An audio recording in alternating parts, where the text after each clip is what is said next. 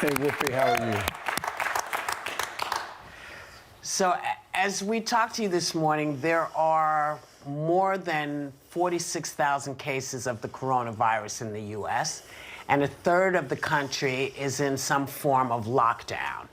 How are you? How are you doing? And what are you doing to get through your lockdown? Well, what I'm doing is they've set up a little bit of a studio here in my home. I'm able to speak to you and doing a lot of remote stuff for with the media, number one. But I have a full day I'm working on. For example, I start the morning off with an hour-and-a-half briefing with my medical experts and on the health circumstances. They send me all these graphs and lay out exactly what the status of things are. And then I have an hour-and-a-half meeting with my economic team, former members of administration and others who are laying out what they think is about to happen and how we should be dealing with it.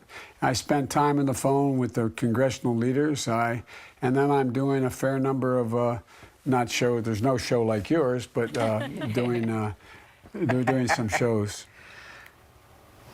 Okay, so now let me put it to you. Every day we're being told different things from different people, and understandably, people are uneasy. What is the number one thing you're most concerned about, and what do you want to tell the American people? Number one thing I'm most concerned about, Whoopi, is misinformation. Listen to the scientists. Listen to the doctors. Listen to what they have to say. And I would respectfully suggest that you should have Dr. Fauci on a lot more than the president or anyone who's not an expert like Fauci, laying out exactly what's going on. And there are a number of things that are happening here and around the world. We can beat this. We can get through this. The American people are absolutely remarkable.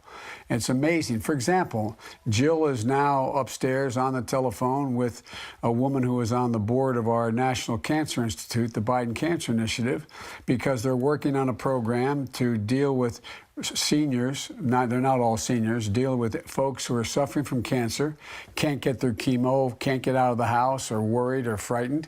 And they're setting up a system whereby Jill's making phone calls, others are making phone calls to them, sending poetry, sending emails, just to buck up their spirits, because not everybody has family available. And so there's a lot of things going on. I'll give you one other example. A fellow who used to work with me, a great guy down in South Carolina. He has 3 beautiful daughters, one little girl in kindergarten. Their teachers from their school district are riding through neighborhoods. It takes them 3 hours. They call all the kids and say, I'm going to be coming by your driveway, stand out in the driveway. And she sent us a video of it saying, hi, I miss you. How's everything going? I'm going to come see you tomorrow. Well, I mean, there are people reaching out in ways to give assurance and to have some semblance of normality because people are frightened. Vice President Biden, this is Sarah Haynes. In Hot Topics, we talked about Trump saying the government would reassess the recommended period for keeping businesses shut and people at home. Are you at all concerned, as Trump said, that we cannot let the cure be worse than the problem itself? We have to take care of the cure. That will make the problem worse no matter what. No matter what. We know what has to be done. We know you have to, you're tired of hearing the phrase, you got to flatten that curve where it's going up like this, people get it, and then comes down. We got to flatten that curve. And we got to make sure that once, in fact, we have this under control, it doesn't come back. So what we should be focusing on is getting all the help necessary in terms of testing, in terms of access to the gear that our first responders, our doctors, our nurses need in treating people. We should be getting extra beds, hospital beds in the major cities around the country. In the rural areas, I have a map here. I don't want to show you. You can't see it. A map here from the docs that sent to me. There's a number of areas in the middle of the country and up north where, in fact, there are no ICU units. We have to get help there. We should be focusing on surging data, surging equipment, surging testing, surging all this information and all this capability around the country. That's the first and foremost thing we should be doing instead of waiting around. Vice President, urgency. Vice President Biden, this is Sunny. You said that Trump has neglected, minimized, and lied about the virus. I completely agree with that. And now you are doing daily briefings on the virus from your home in Delaware. I thank you for that. Is this to counter the misinformation that Trump is putting out that you've referenced before? Well, look, what I referenced before was back, I think it was March 6th, whatever the date was, he said a few things that just weren't accurate. And I think it's important people get the facts. The American people can handle the truth. But what they can't handle is something that's not true, that they believe at a moment, and then they find out it's not true. That just, they lose confidence.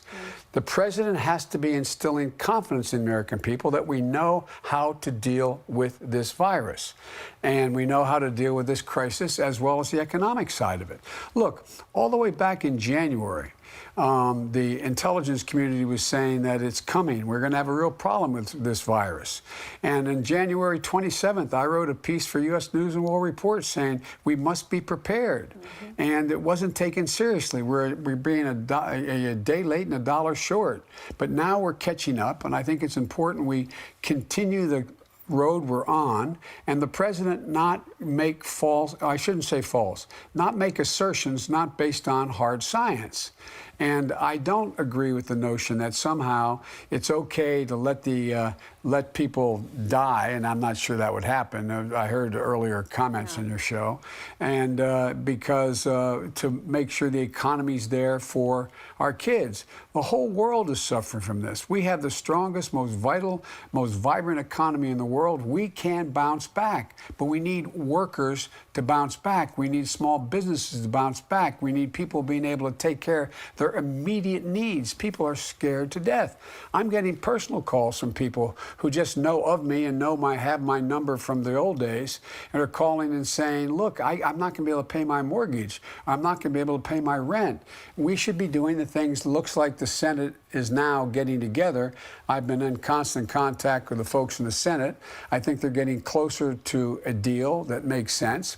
But the focus has to be on those people who are in extremis now financially, who need to move now financially. We have to ensure that they continue to stay on a payroll. We have to ensure that they get these first round of checks to deal with the crisis they're facing. People who don't have large bankrolls, people who don't have savings accounts, people who don't have much to fall back on, they need the help now.